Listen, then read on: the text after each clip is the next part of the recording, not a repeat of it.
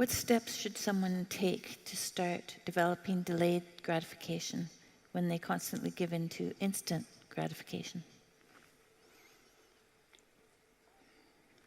Well, okay, imagine, I know the answer to this to some real degree because I had graduate students in particular who I picked because they were very smart and often very creative, but sometimes they weren't very conscientious.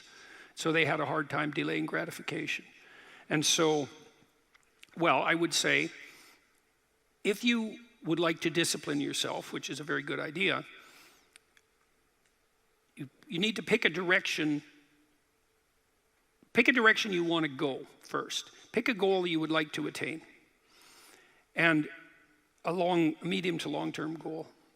You might imagine something you need and want, some attainment that would motivate, whose pursuit would motivate you. And you can ask yourself that. It's a good question to ask yourself in general. This is a very good question to ask yourself is, if you could have what you needed and wanted, what would that be? And that's a meditative question. You don't want to force an answer out of yourself. You want to ask yourself that like you would ask someone else. If I could have what I wanted, what would that look like? And you can ask yourself that in a more differentiated way. If I could have the relationship that I needed and wanted, if I could have the friendships, if I could have the job or career, if I could have the educational pathway, if I could adopt civic responsibility in an optimized manner, if I could engage in some creative enterprise, if I took care of myself properly, if I regulated my susceptibility to temptations, what would that look like if it was optimized? And then that sets you up a goal that has some motivational force. This is worth doing. And then you might find, well, you don't do it anyways. And then I would say, well, that's because you're biting off more than you can chew. The next goal is to take your goal and to fragment it into micro goals until you find a micro goal that's small enough that it still presents some challenge that you will do. And so I've become, one of the things I'm known for, I suppose, is my advice to people to clean up their rooms. And the people who think I'm their enemy laugh about that rule because of its simplicity, let's say. But the only reason they think it's simple is because they've never tried it. It's actually extremely difficult. And it was very frequently the case that, well, it's very difficult to put your room, your office, your bedroom in order. I mean, you think about your bedroom, hypothetically, let's say you're married, you share that room with someone else. Is your bedroom in order? Really? And I don't just mean, is it neat? Maybe it's too neat. Maybe it's too orderly. Maybe it's too sterile. Maybe it's too bare. Maybe that characterizes your whole bloody relationship. Maybe, really, and maybe that is genuinely reflected in the state of your room, because it's very probable that that room is a microcosm of your marriage. It's highly probable.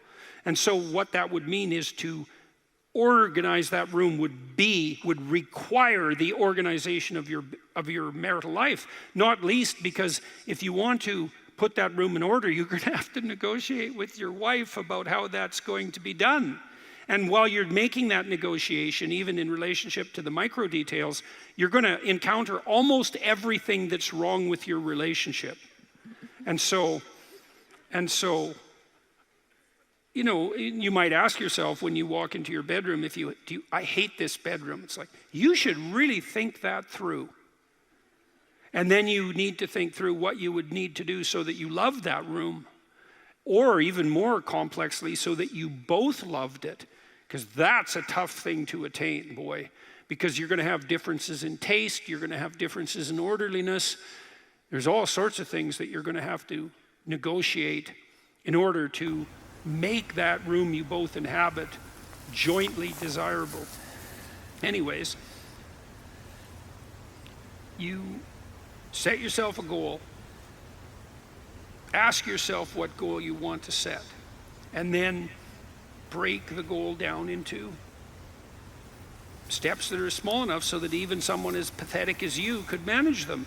And that requires a tremendous humility. I know it was frequently the case, for example, with my clients, that I would do an analysis of their situation in life, and let's say, just for the sake of argument, that someone was 30, living at home, in the bedroom they grew up in high school, in a complete bloody state of disorder, both moral and practical. And one of the relatively simple steps that we might agree upon with regards to moving forward is the person might think, well, you know, I'm 30, I'm really immature, I haven't taken any responsibility for my life, my mother still makes my bed and cleans up after me. It's like, well, why don't you just start with that? You know, because you're not going to just fix your life. Why don't you just try to clean up your room like you're a mature 14-year-old instead of a dreadfully dismal 30-year-old? And so, first of all, it's really hard for someone, even if they're desperate, to admit that that's necessary, right? Because it's so bloody humiliating. You mean, really, I'm so damn useless that my basic goal is going to be to clean up my bedroom? It's like, well, looks like it. And actually, it's worse than that, because then you ask the person, you negotiate with the person, they say, well, I'll try to clean up my room. Then they come back the next week and they say, I had one client, this was so funny, he's going to vacuum his rug. That was his goal for the week.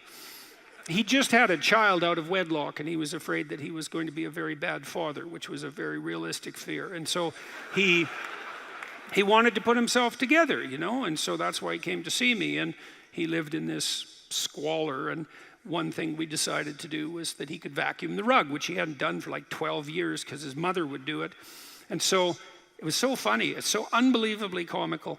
He went and got the vacuum, a stand-up vacuum, an upright vacuum, and he brought it into his room, but he didn't bring it all the way in. He put it in the doorway, leaning like this across the doorway. And then instead of vacuuming his room, he stepped over that bloody vacuum cleaner for a whole week and then came and told me that he couldn't do it. It's like, it's not surprising to me at all, because you think, well, that's such a trivial thing. It's like, if it was such a trivial thing, he'd have a clean room. It's not trivial at all. That chaos in his immediate environment was deeply emblematic of the chaos of his life. They were the same thing. And so for him to even begin the process of bringing order to chaos, which is a divine process, by the way, and the highest moral requirement, he had to be willing to face the catastrophe, the chaotic catastrophe of his life. And he hadn't done that for like 30 years. Why was he going to start that week? Just because he said he was going to? It's like, good luck. So what you do as a therapist in that situation is you just make the task smaller until you find a task so small, but still moving forward, that the person will do. So I might have said, I don't remember the particulars of the situation, I might have said, well, do you think you can get that vacuum cleaner, do you think you could move it out of the doorway into your room? That's all you have to do this week.